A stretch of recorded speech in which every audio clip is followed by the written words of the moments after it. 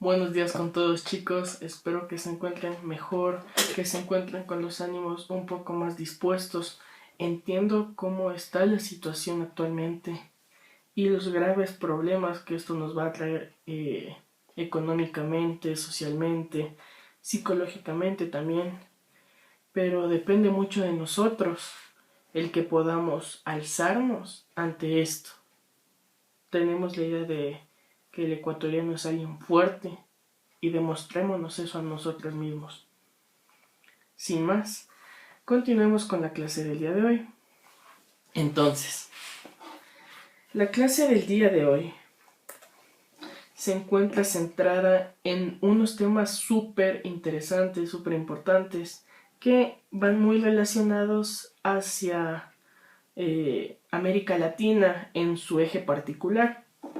Y tenemos aquí la industrialización e integración en América Latina.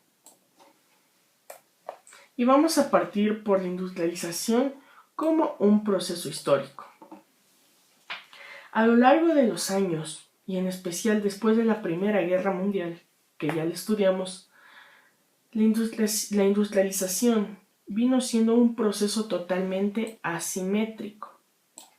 En tanto teníamos potencias que estaban creciendo, nos topamos desde aquel entonces con una América Latina que solo lamentablemente se encontraba comercializando productos como materias primas, ningún producto elaborado, y eso ha sido desde el inicio, desde después de la Primera Guerra Mundial, como les puedo mencionar. Y de hecho, desde la conquista, cuando ya lo vimos previamente igual, ese proceso que América Latina solo se utilizó como el punto de extracción de materiales para toda Europa en general y ahora en este caso para Estados Unidos. Nos topamos con el caso argentino y el caso ecuatoriano, en donde, como pueden observar en su libro, Argentina no tuvo un crecimiento industrializado fuerte. De igual forma Ecuador.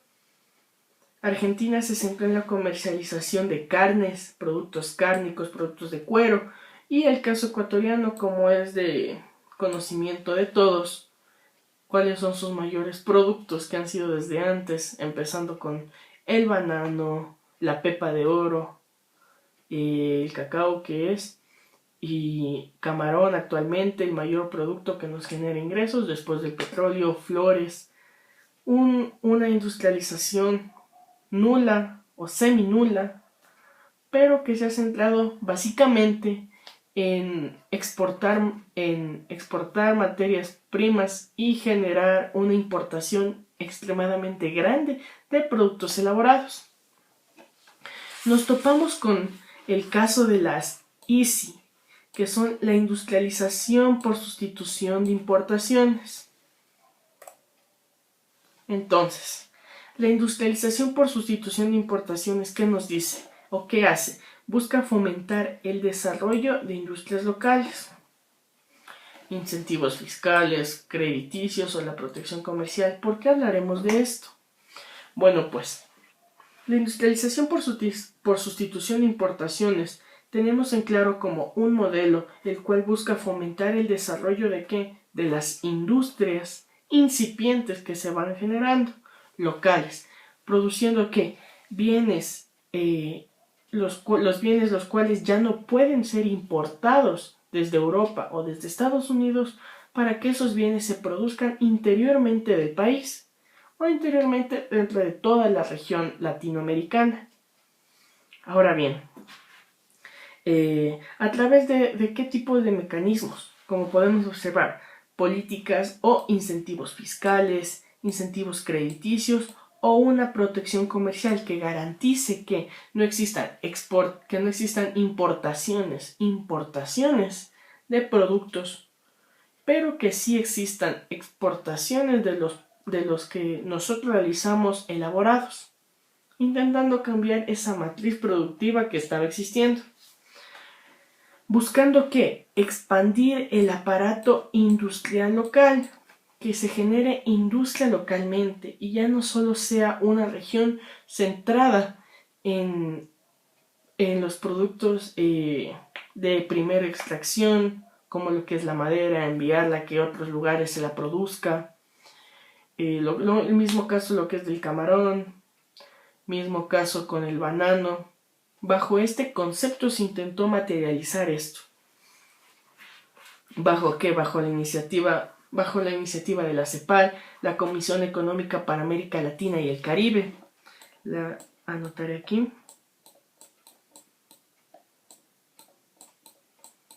La CEPAL, Comisión Económica para América Latina y el Caribe.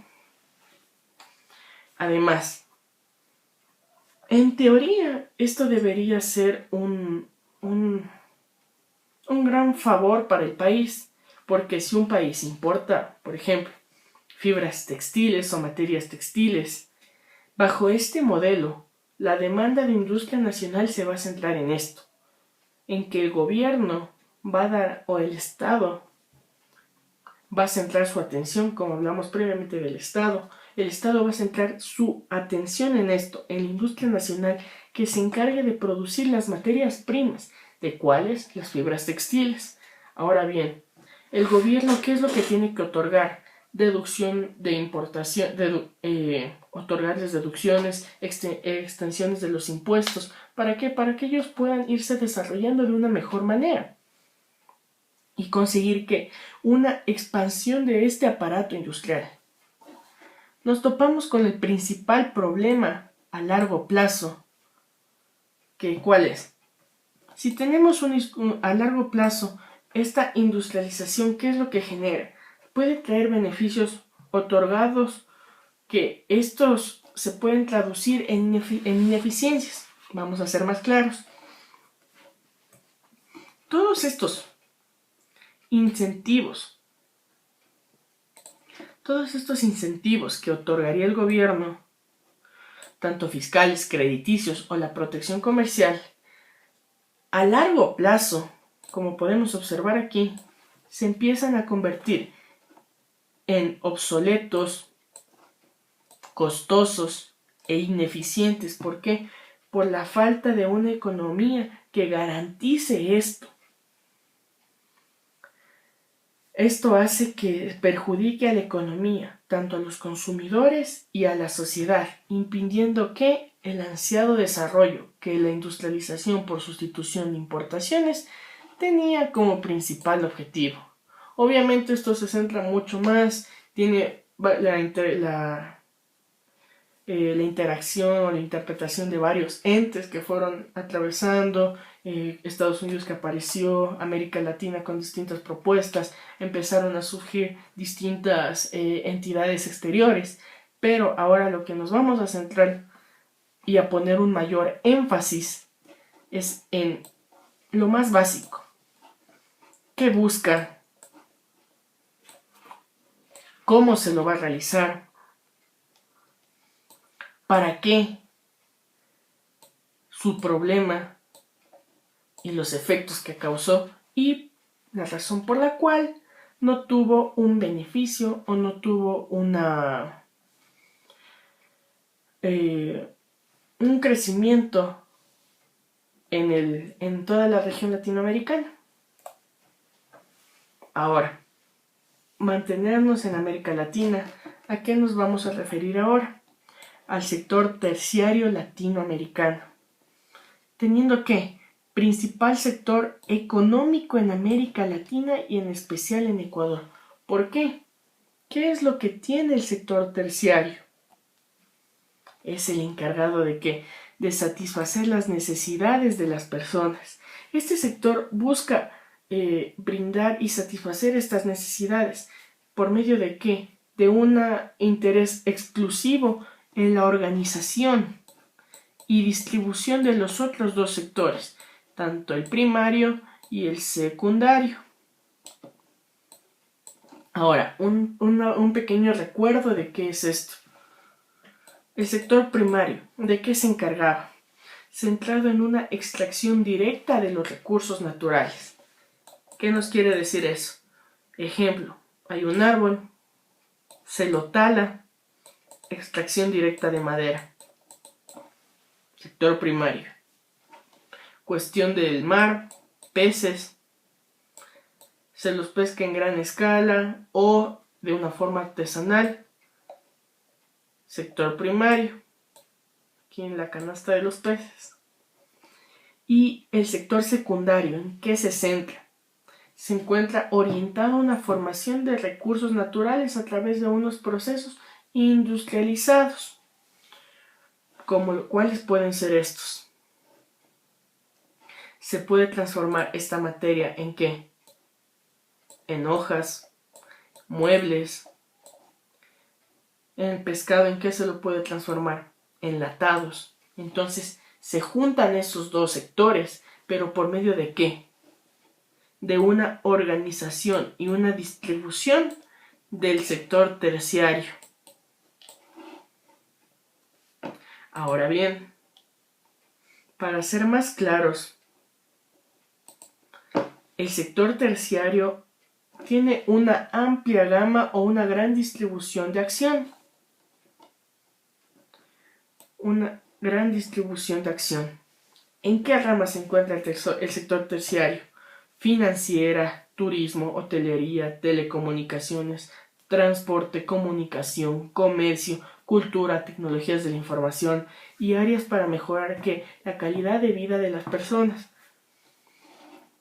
Como podemos observar aquí, sectores tanto de comercio, de turismo.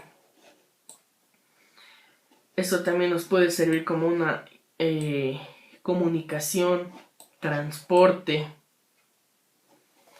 ¿Y qué genera esto? Las vías financieras que les mencioné antes. Ahora bien, este sector va a ser el más sacudido junto al sector tecnológico por las pocas ventas que van a existir después de la crisis, a la gran recesión que nos vamos a ver después de esta gran pandemia. Este sector va a ser el más trastocado o el que ha tenido mayores bajas o mayores pérdidas. ¿Por qué? Tenemos un turismo caído, una hotelería que ha caído, la rama financiera se sostiene, transporte igual, tecnologías de la información de igual forma.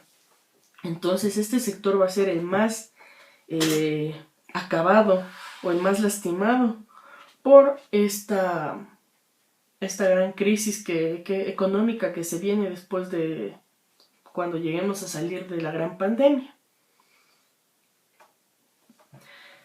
Es por esa razón que es necesario fomentar tanto el sector primario y el sector secundario, teniendo buenas bases que puedan sostener este sector terciario y que se pueda sostener con unas bases sólidas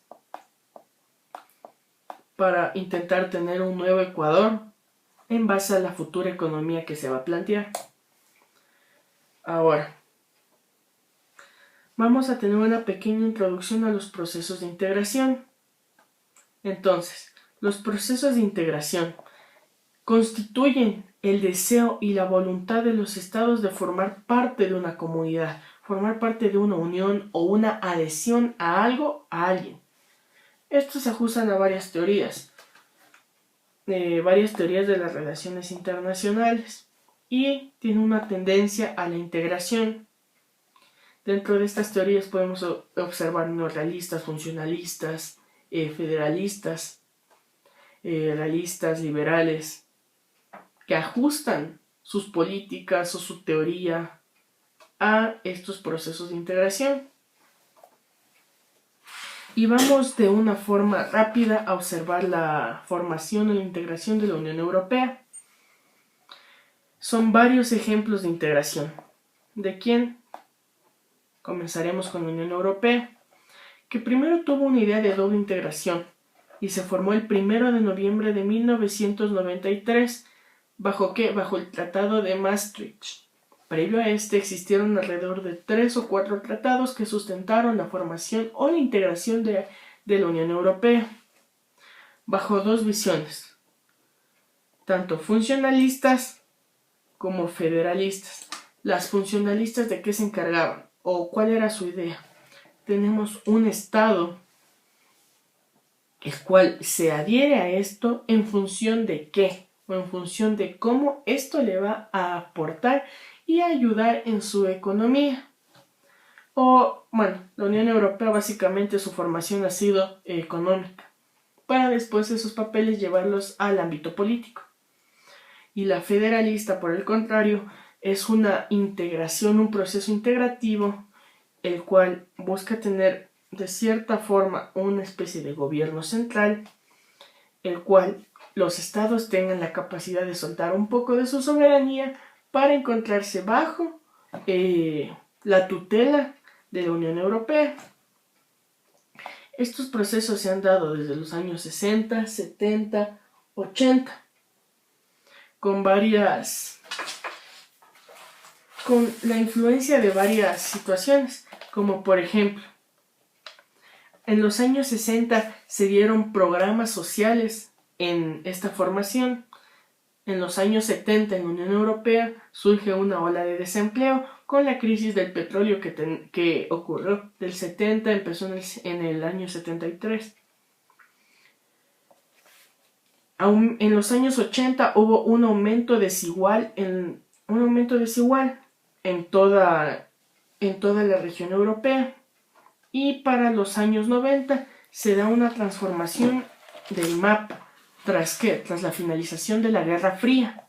Se reconfigura ese mapa y los estados que pertenecían a la Unión de Repúblicas Socialistas Soviética se adhieren, modificando sus políticas. Este tipo de estados, ¿bajo qué? Bajo una idea funcionalista, en función de qué les va a servir esa unión. Los estados anteriores se unieron bajo una idea federalista.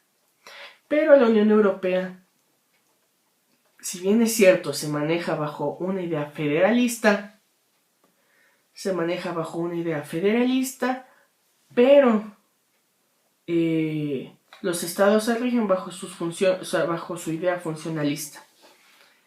Se da el inicio tras la creación de la Comunidad Económica Europea, la CEE, y la Comunidad Europea de la Energía Atómica, que también es uno de los grandes antecedentes que se tuvo. Esto tiene una historia mayor, pero nos vamos a centrar en estos puntos muy pequeños y muy básicos de comprensión.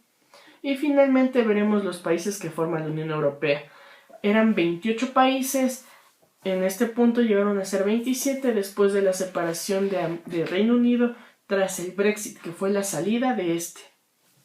Entonces tenemos Alemania, Australia, Bélgica, Bulgaria, Chipre, Croacia, Dinamarca, Eslovaquia, Eslovenia, España, Estonia, Finlandia, Francia, Grecia, Hungría, Irlanda, Italia, Letonia, Lituania, Luxemburgo, Malta, Países Bajos, Polonia, Portugal, República Checa, Rumanía y Suecia.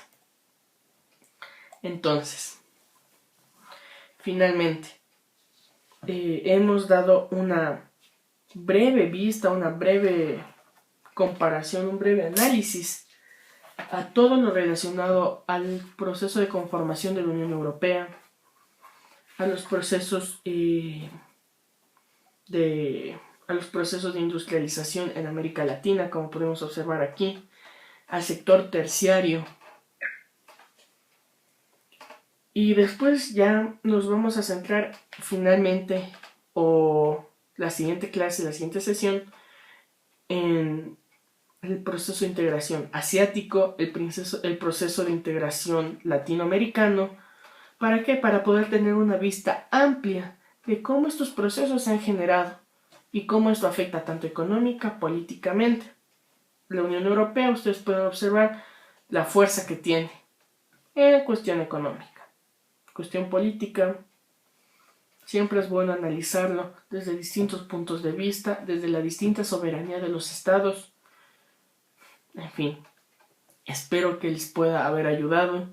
Por favor, dejen en los comentarios cualquier duda para poder resolverla antes. Resuelvan las preguntas que van a ser propuestas en la tarea. Y finalmente, espero que se cuiden, quédense en casa y recuerden que espero vernos pronto en las aulas de clases. Sin más, un saludo y aquí se despide su profe. Muchas gracias.